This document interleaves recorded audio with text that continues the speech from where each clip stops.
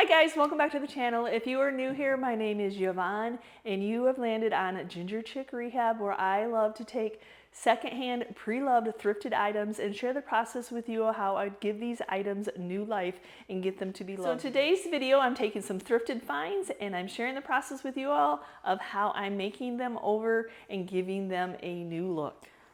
Oh my goodness, so some wooden shaker boxes with some of that beautiful detail.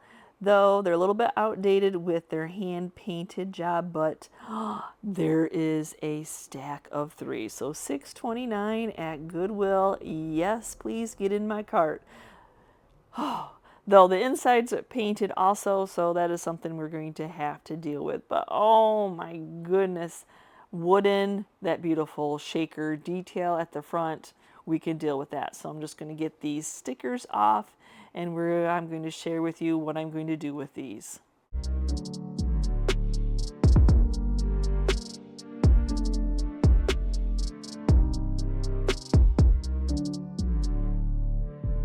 So I'm going to have to start off by sanding them. Yes, where I took the sticker off, it kind of indented a little bit, but that's okay.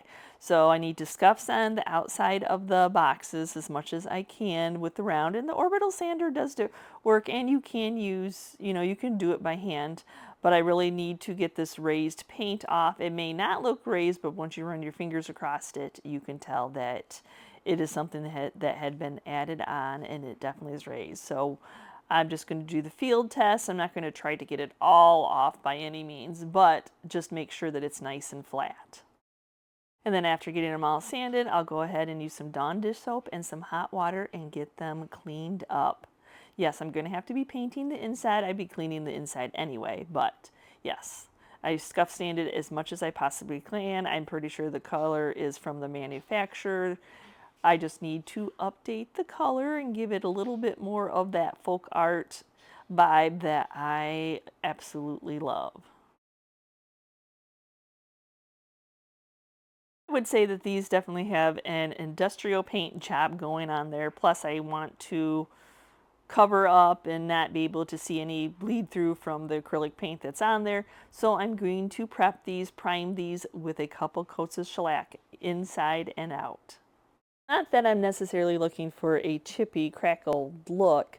I do love the primitive colors of Sweet Pickins milk paint. So I'm going to start off with Curry. Now, if you've never used Sweet Pickins milk paint, it is a powder paint that you mix with water. So equal parts paint, powder to equal parts water. You stir it for 2 minutes and then you let it sit off to the side to thicken up for about 2 to 10 minutes. Since I have 3 boxes to paint, I'm going to go ahead. One is going to be ocean, and then I'm actually going to do a lantern one, a little bit Pinterest inspired. Since I really couldn't sand these very much, the 2 coats of shellac are going to help attract the paint. So I shouldn't really get too much crackling where it's chipping off. I'll probably get some crazing, which I love the crackling of crazing. So, but as you see, your first coat just looks like it's going on like water, especially when you got a darker coat, but that's okay. It's better to do thin coats than trying to glab it on and get a drippy mess. So I'm going to start off with the hardest part of doing the inside first.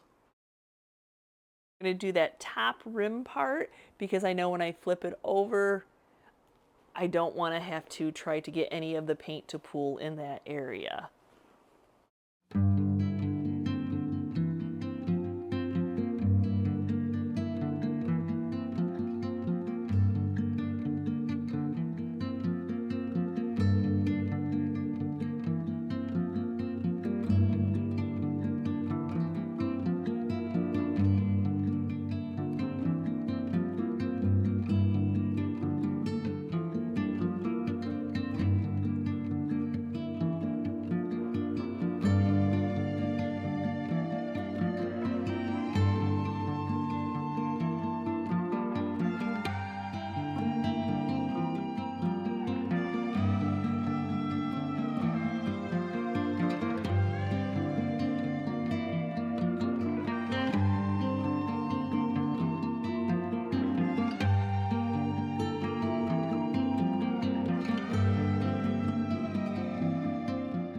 is why I painted that rim first and that area that I wouldn't see when I flipped it over.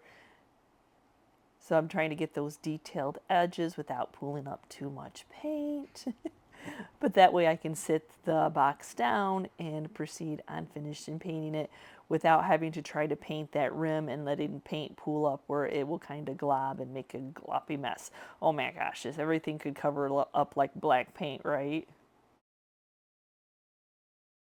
So the black I did 2 coats, the blue ended up taking 3 coats to completely cover, and then the yellow unfortunately took 4 coats. It is what it is. Yeah, sometimes smalls take you longer than a piece of furniture when it comes to painting. Oh my goodness, but well worth it. I love the color change. I love how they turned out.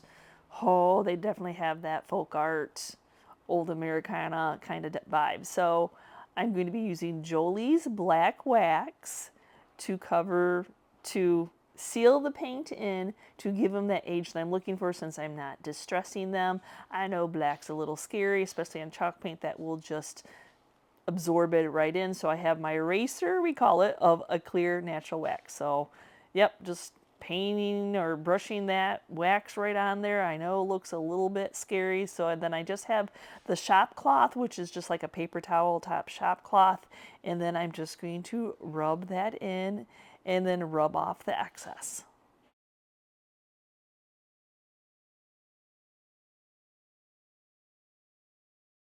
When it comes to waxing and sealing in the black piece, I will not use the clear wax because sometimes the clear wax, even though it's clear, it kind of turns chalky when you get into your browns and your blacks. So just straight Jolie's black wax. And yes, I am waxing the inside and the bottom. The whole thing needs to be sealed in. I am always amazed by the color change of milk paint. So if I just use clear, it would just stay this ocean color. Adding the black wax just gives a little bit more defined, a little bit more age. And if I didn't want to darken up, as you see, too much of the ocean, I put the clear on first. So yeah, there's so many different ways to apply your waxes to get that finished look.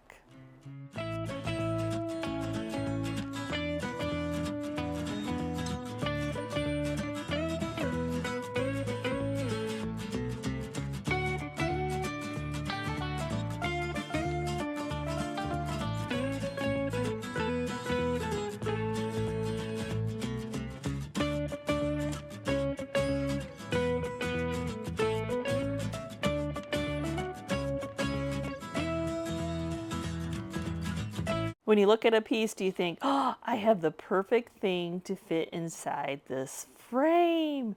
So here we go, taking it apart. Nope, I don't want the Merry Christmas. I wanted to change it out to something that can be all year long. Yep, it's a Hobby Lobby piece. So first off, we're going to have to see what's behind this paper.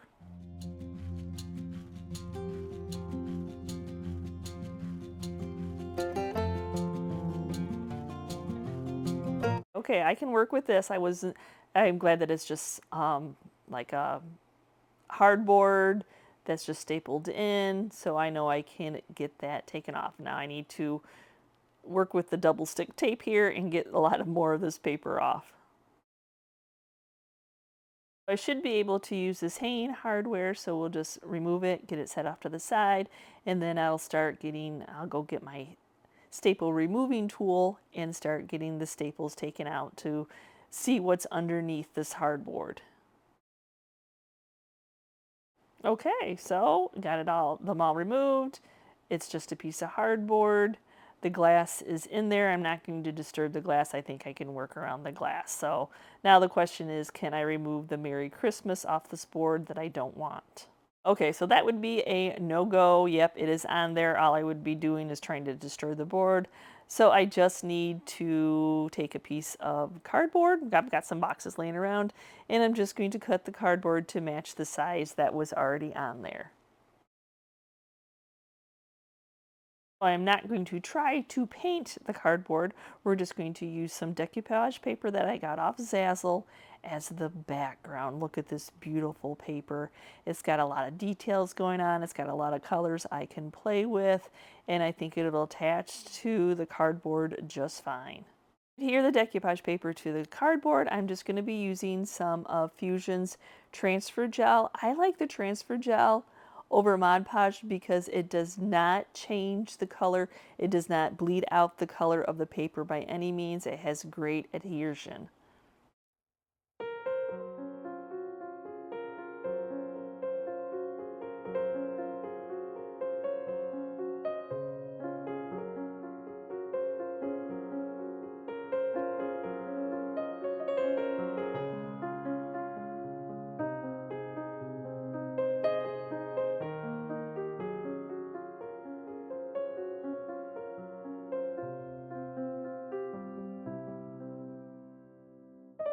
While my paper is drying, now I'm going to work on the frame, and sadly, the frame is plastic, y'all. It's not wood.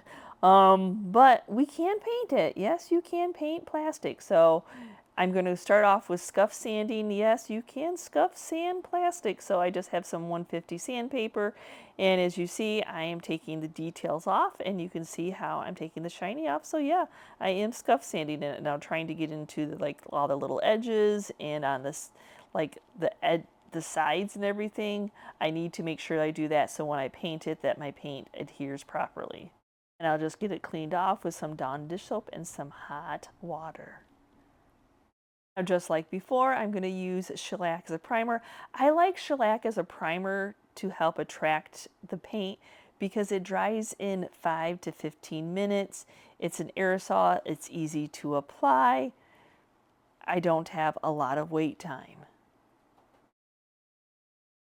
So for the frame, I'm going to use some of the ocean color that I mixed up for my shaker boxes, only because there is blue in there that matches the background of that decoupage paper. So yes, so I'm going to try, when you're painting like plastic or metal, your paint doesn't absorb in. There's nothing for it to absorb in. So it's the scuff sanding and it's the cleaning and then it's letting it dry and then doing some type of a primer on that that is helping that paint stick. So as I'm brushing it on, I'm trying not to overbrush because I'll just take it right off. And this is the part where it could be a little frustrating because as the same thing as you're doing the second coat, if you overbrush it and work your paint too much, you start taking that first layer off. So try not to overbrush it when I get into the second, and it's going to take 3 coats to cover this up.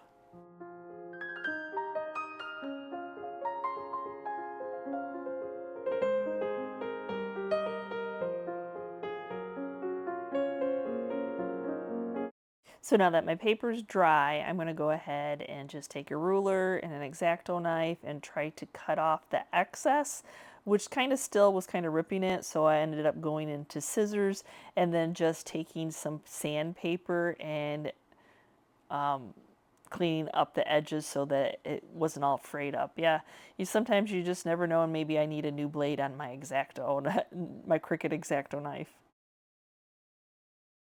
And I'm actually going to be applying a transfer on this, so I want to make sure that everything is nice and dry, work out any wrinkles that happen. So I just have a piece of parchment paper and my little Cricut heat press to make sure that everything is good and dried and everything is adhered down. This is just a nice way to get out any extra wrinkles if you want to.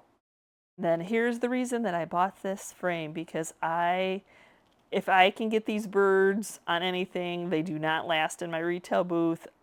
Oh my goodness. So the Brocante Transfer Set by IOD has these lovely birds in them, and it's been around for a little while, but they are still popular. So I know it's going to be a tight fit. I'm not going to necessarily get all the birds. I'm going to get all the birds on, and the frame's going to cut off a little bit of them. But for right now, I'm just trying to cut off that excess and then do some measuring to make sure that I have them centered.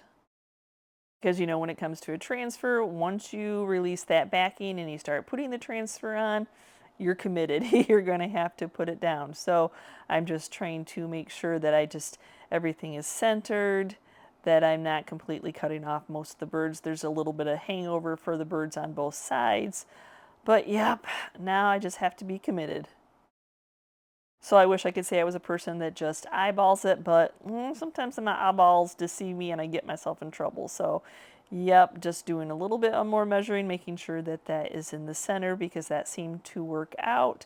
Just using the rubbing tool, and then yep, now I'm good to go. I can take off that backing gingerly. I don't want to cause any wrinkles. You don't want to just swipe it all off and have it stick where you don't want it to stick. But yeah, see, there's just a little bit of hang off. I'm very surprised that my eyes guesstimated that this frame size would fit this transfer.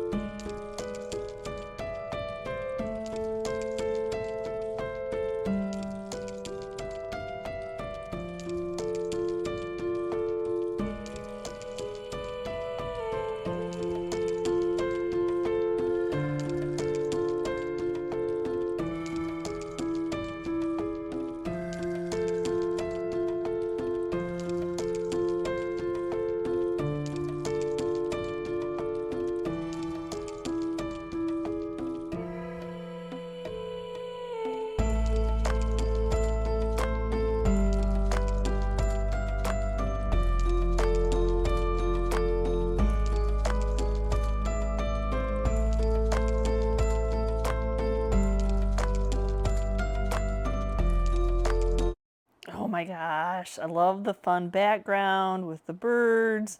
Now I need to seal the transfer in. I didn't put any sealant on the top of the decoupage paper either. Now this is going to look a little scary, but I'm putting clear wax on the whole thing.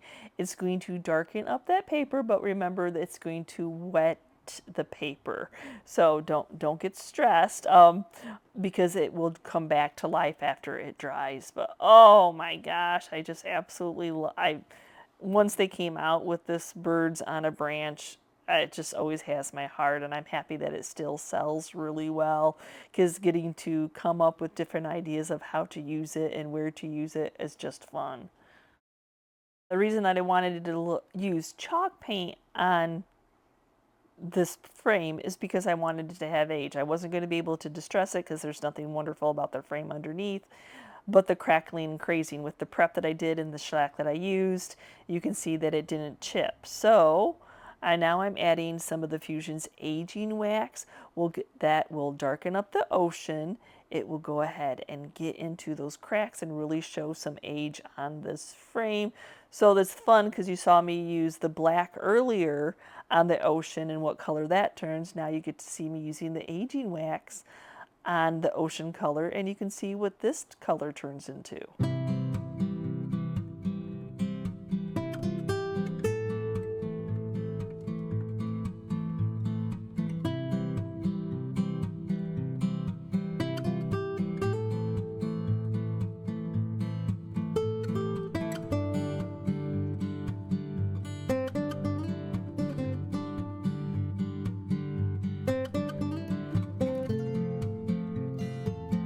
So now that I have my glass all cleaned, now I'm going to attach this cardboard piece just like they did previously.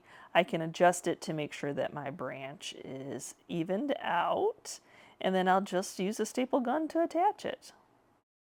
Then now to cover up that it's just a piece of cardboard, we're just using some of this contractor's paper. I buy it in a roll. And then I'll hot glue it on and it should be good to go other than replacing the hanging system. So I just hot glue it on, and then I take some sandpaper and then just run it across the edges back and forth, and that just gives it a nice clean look.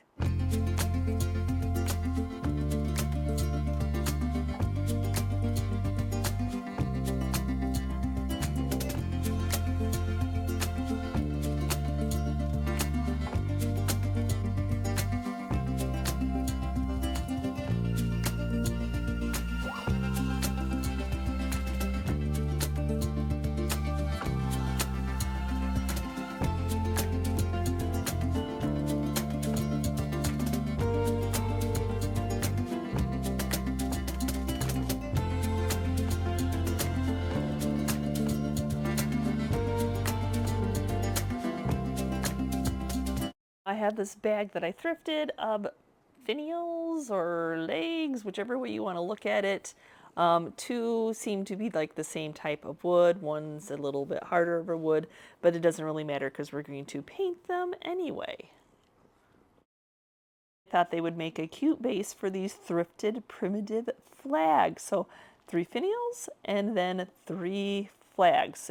And all I need to do now is, well, paint them, but the other is drill a hole, trying to drill a hole, keeping it on the straight and narrow to be able to put the flag in.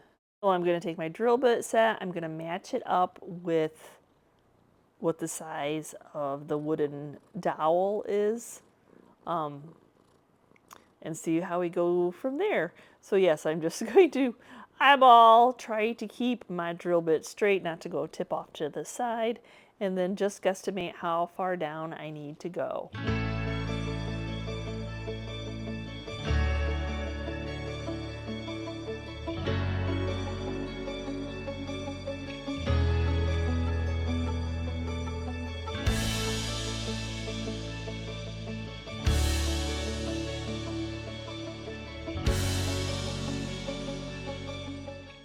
Okay, so my hole wasn't big enough, so I need to size up.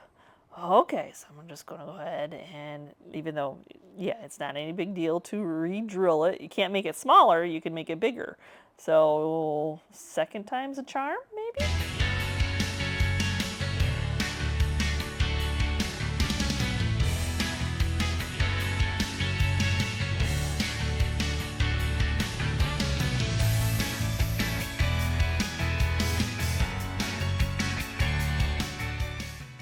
Okay, no, so third time's a charm.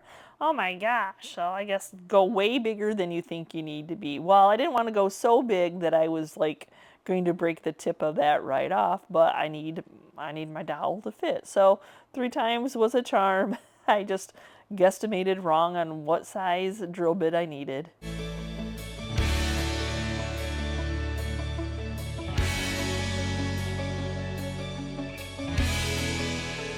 If you're ever wondering how far milk paint goes, on the shaker boxes I did, I told you how many coats I used, and I only used 2 scoops of the powder, and I still had plenty of paint left, and I'm like, I don't see any reason for mixing up more paint and just throwing this paint away when it's still good. So I'm going to do each one of these finials in the paint that I have left over. Does the blue is it a little bit lighter, but it's still blue, and with that primitive vibe going on, white wouldn't have been necessarily the right look for it anyway.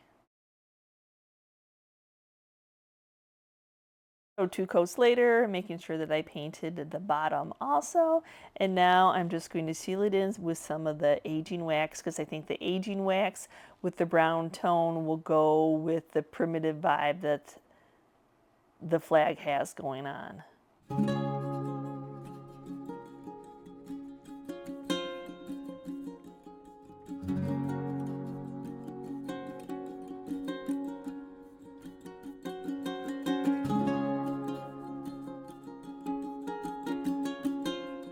I think just a little bit of hot glue in the hole should be able to hold the flag in place. So try not to overfill it, that it squishes out once I put the flag in there, but you can clean it off. And then, yep, just putting the flag in there, holding it for a second. It's a nice tight fit, so it should stay straight up and down.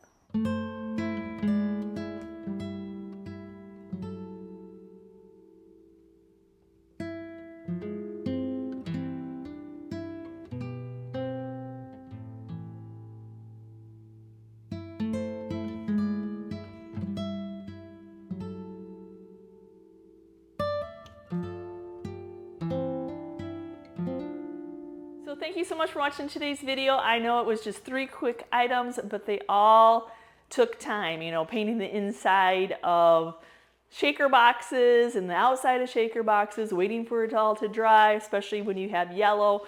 You know, you got coat after coat after coat to cover it up, and no distressing on those because I didn't want to see the underlying color, but I love giving them that primitive folk art type of vibe and just taking a Merry Christmas, you know. I knew that I had the brocade birds that are very popular. Birds are very popular, and finding a frame that would fit those birds was awesome. I was hoping that I was going to be able to keep like the insert of the Merry Christmas, but it was definitely not wide enough to fit the birds on. So just taking a piece of cardboard. You don't always have to do something fancy. And then at the time I'm doing this video, I was coming up to Memorial Weekend, and I'm like, oh, I need to get a couple little flags in there, you know, just on some stands. And I already had color mixed up, so I'm like, I'm just going to use the colors I have, not to waste paint. So give me a quick comment down below if I have inspired you to look at secondhand finds in a new way. And if you had any of these items like the flags, you might have something like that in your stash. So again, thanks for watching today's video. And as always, if you're part of our YouTube family, thank you so much. And if you're new and you're checking out this channel for the first time and you liked what you saw, please smash that subscription button along with the notification bell so you know when we uploaded a new video. And we will see you next time, guys, and you can see what we're up to. Bye.